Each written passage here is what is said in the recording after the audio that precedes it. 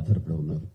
ఇది ఏ ఒక్క స్టార్స్తో, పెద్ద డైరెక్టర్లతో, పెద్ద నిర్మాలతో కాదు. ఇది ఒక లైట్ బాయ్ దగ్గర నుంచి, చిన్న మేకప్ మ్యాన్ దగ్గర నుంచి, థియేటర్స్ దగ్గర గేట్ కీపర్ దగ్గర నుంచి ప్రతి ఒక్కళ్ళు ఇండస్ట్రీ మీద ఆధారపడి ఉన్నారు. ఇంతమంది కష్టాన్ని ఒకడు అప్పనంగా వచ్చి దోచుకుంటుంటే, దౌర్జన్యంగా వాడు ఎదురు సవాళ్ళు విసురుతుంటే ఇది తట్టుకోలేని పరిస్థితి. సో ఇలాంటి వాటికి మార్గం ఏమిటి, ఎలా బయటపడాలి అనే దాని మీద తర్జన భర్జన పడుతున్న సమయంలో గత కమిషనర్ సివి ఆనంద్ గారి ఆధ్వర్యంలోనూ, అప్పుడు ఏఎస్పీ కవిత గారు, శ్రీనివాస్ గారు, వీళ్ళు, అలాగే ఆయన వెళ్ళిపోయిన తర్వాత దాని తర్వాత మళ్ళీ ఇది ఇలాగే ఉంటుందా, ఇలాగే కుంటుపడిపోతుందా, ఇలాగే తెరమరుగైపోతుందా అంట సమయంలో సినిమా ఇండస్ట్రీ గురించి, సినిమా కష్ట నష్టాల గురించి బాగా తెలిసినటువంటి, అన్ని రకాలుగా కాజు వడపోసినటువంటి, ఎంతో కన్సర్న్ ఉన్నటువంటి వ్యక్తి మన సిపి సజ్జనార్ గారు. ఆయన చూపించిన చొరవకి, ఆయన రెసిస్టెంట్ ట్రయల్స్కి మిగతా ఆఫీసర్స్ అందరూ సహకరించిన దానికి ఈ రోజున ఎవడైతే ఛాలెంజ్, ఏ పైరేట్ అయితే కనుక ఛాలెంజ్ విసిరేయడం దమ్ముంటే చూసుకోండి అతన్ని ఈ రోజున పట్టుకోవడానికి వారు సహకరించారు.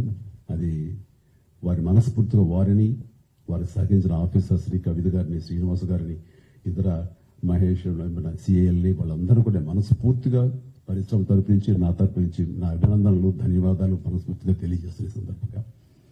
అండ్ ఆ తర్వాత ఇది ఇలాగే ఆగిపోకుండా కొనసాగే విధంగా పరిశ్రమ ఒక్కటిగా ఉంటూ, ఆ రోజు సినిమా తీసావు, రిలీజ్ అయిపోయింది, దానికి మన బాధ లేదు అనుకోకుండా ప్రతి ఒక్కళ్ళు కూడా ఇది మన పరిశ్రమ, ఇక్కడ ఎంతో లబ్ధి పొందాము, దీనివల్ల మనం అభివృద్ధిలోకి వచ్చాము, దీన్ని కాపాడవలసిన బాధ్యత మన అందరికీ ఉందని ఒక సంఘటితంగా ఒక్కటై పోలీసు వారిని ఆశ్రయించి వాళ్ళ సహకారం తీసుకుంటూ వాళ్ళకి మనం కాంప్లిమెంట్ చేస్తూ ఇలా ఒకరొకరు సమన్వయపరుచుకుంటే కనుక ఖచ్చితంగా ఇది ఏదో రోజుకి ఇది రూపు మాపడానికి మన ప్రయత్నం మనం చేయొచ్చు. అండ్ ఇది ఈ రోజున గ్రేట్ అచీవ్మెంట్, ఈ ఐబొమ్మ నిర్వాహకుని పట్టుకోవటం. అలాగే last time Madras Tamil blasters అని అతన్ని పట్టుకోవటం. అలాగే లాస్ట్ టైం మనకి సివి ఆనంద్ గారు చెప్పిన దాని ప్రకారం ఒక 22 ఏళ్ల కుర్రవాడు, ఇంటర్మీడియట్ చదివిన కుర్రవాడు, బీహార్ నుంచి వాడు దాదాపుగా ఎన్నో వందల సినిమాలు వాడు పైరసీ చేసి ఎంతో పెద్ద నష్టం కలిగజేశాడు. ఈ సంవత్సరం ఆరంభంలో కూడా దిల్ రాజు గారి గేమ్ చేంజర్ దగ్గర నుంచి తండేల్ అనే సినిమా కానీ, ఇలాగా కింగ్డమ్ అనే సినిమా, ఓజీ, ఇలాంటివన్నీ కూడా దీన్ని బారిన పడి చాలా పెను నష్టం జరిగింది. రేపు పొద్దున్న రాజమౌళి గారు చాలా పెద్ద సినిమా తీయబోతున్నారు. ఆయన అలాంటి వ్యక్తి మూలంగా మన తెలుగు సినిమా ఖ్యాతి ఖండాంతరాలకి వెళుతుంది. అలాంటి జరుగుతున్నప్పుడు ఇది పెను సవాల్గా ఉంటుంది, పెను ముప్పుగా ఉంటుంది కూడా మనకి. సో మమ్మల్ని అర్థం చేసుకున్నారు, మా బాధలు అర్థం చేసుకున్నారు. ఇవన్నీ సాధించాల్సింది ప్రభుత్వాలు, అక్కడ పోలీస్ డిపార్ట్మెంట్లు. సో వాళ్ళు చేసి చాకచక్యంగా చేసి ఎంతో సమర్థవంతంగా సహకరించి ఇది రాబట్టినందుకు మనస్ఫూర్తిగా మరొకసారి ధన్యవాదాలు తెలియజేసుకున్నాను. జై హింద్.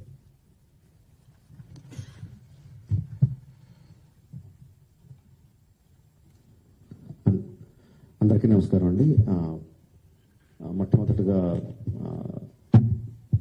సజ్జనార్ గారికి, అంతకుముందు సివి ఆనంద్ గారికి, entire police department of Hyderabad and తెలంగాణకి మనస్ఫూర్తిగా కృతజ్ఞతలు, ధన్యవాదాలు తెలియజేసుకుంటున్నానండి.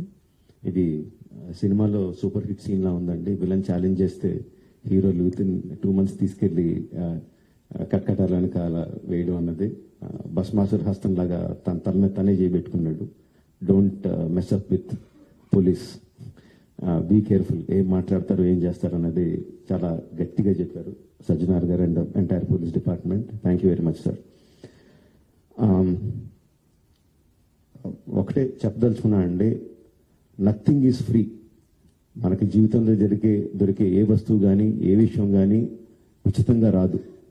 దాని వెనకాల హిడెన్ కాస్ట్ ఉంటుంది. ఆ హిడెన్ కాస్ట్ చాలా భయంకరంగా, చాలా దారుణంగా, చావు వరకు తీసుకెళ్లే వరకు ఉంటుంది. సినిమాలు ఏముంది, ఫ్రీగా చూస్తున్నాం కదా, అంతే కదా, దీంట్లో పెద్దది ఏదో ఉంది అనుకుంటున్నారు. బట్ ఆ పైరసీ సినిమాలు చేసే వాళ్ళు ఏమీ సంఘసేవ చేయట్లేదండి. వాళ్ళు ఫ్రీగా ఏం చేయట్లేదు. అంత పెద్ద పెద్ద వెబ్సైట్లు, అంత పెద్ద పెద్ద సర్వర్స్ అవన్నీ హోస్ట్ చేయాలంటే చాలా ఖర్చు అవుతుంది. దానికి అంతా ఆ డబ్బు అంతా ఎక్కడి నుంచి వస్తుందండి? మా దగ్గర నుంచి రావట్లేదు డబ్బు. మా సినిమా పైరసీ చేయబడుతుంది, దాని ద్వారా నష్టపోతున్నాం తప్ప మేమేం వాళ్ళకి డబ్బులు ఇవ్వట్లేదు. సో డబ్బు ఎవరు ఇస్తున్నారు వాళ్ళకి అదంతా రన్ చేయడానికి? మీరే ఇస్తున్నారు. మీ పర్సనల్ డేటా అమ్మడం ద్వారా ఇస్తున్నారు. సో ఈ పర్సనల్ డేటా అన్నది చాలా మందికి తెలియకపోవచ్చు, చాలా మందికి తెలియచ్చు, చాలా మందికి తెలియకపోవచ్చు. సింపుల్ థింగ్, మీ పేరు, మీ ఫోన్ నెంబరు, ఆర్ మీ పేరు, మీ ఆధార్ కార్డ్ నెంబరు, ఆర్ మీ పేరు, ఆర్ మీ జస్ట్ మీ ఈమెయిల్ ఐడి, ఈ మాత్రం ఇన్ఫర్మేషన్ ఉంటే చాలండి సైబర్ క్రైమ్ కమిట్ చేయడానికి. అంటే ఒక రకం కాదు, అది కొన్ని వందల వేల రకాలుగా వాళ్ళు మీ ఇన్ఫర్మేషన్ని క్రిమినల్స్కి అమ్ముతున్నారు. మీ దగ్గర నుంచి మీరు తీసుకోవడానికి జస్ట్ మీ పేరు, ఫోన్ నెంబర్ ఎంటర్ చేస్తే సరిపోద్ది అనుకుంటున్నారు. బట్ ఆ ఇన్ఫర్మేషన్ని వాళ్ళు క్రిమినల్స్కి అమ్ముతున్నారు. ఆ క్రిమినల్స్ చేసే సైబర్ క్రైమ్స్ దాని మూలంగా ఎఫెక్ట్ అయినాయి. ఎన్నోసార్లు ఎన్నో రకాలుగా వీడియోస్లో చూపిస్తున్నాం. జస్ట్ డబ్బులు పోవడం కాదు, ప్రాణాలు పోయే వరకు వెళ్తుంది. సో ప్లీజ్ అండర్స్టాండ్, మాకన్నా కూడా మీరు ఎక్కువ లూజ్ అవుతున్నారు ఈ పైరసీ చేయడం మూలంగా. Please don't get affected. Every one has a choice. కొన్ని వందల రూపాయలు పెట్టి సినిమా థియేటర్కి వెళ్ళి చూడడం ఒకటి, సంవత్సరానికి కొన్ని వందల రూపాయలు పెట్టి నెట్ఫ్లిక్స్ లాంటి లెజిటిమేట్ సైట్స్ని సబ్స్క్రిప్షన్ తీసుకొని సినిమా చూడడం ఒకటి, ఫ్రీగా ఈ పైరసీ సినిమాల్లో పైరసీ సైట్లో చూడడం ఒకటి. The choice is yours. లెజిటిమేట్గా చూస్తారా ఆర్ ప్రాణాల మీదకి తెచ్చుకుంటారా? The choice is yours. Thank you.